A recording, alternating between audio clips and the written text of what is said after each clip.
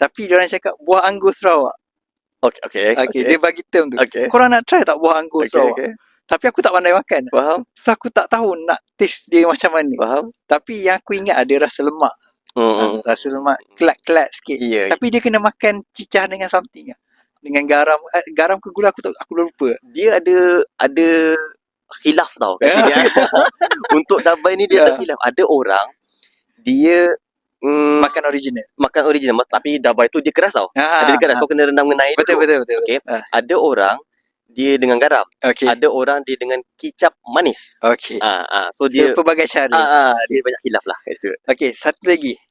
Masa aku belajar dulu famous benda ni. Ulat sagu. Okay. Kau pernah try tak? Tak, aku tak pernah. Tapi masa zaman aku tu kita orang nak try. Memang hardcore gila nak try. Tapi sedihnya bila orang cerita benda ni haram lah, tak boleh makan.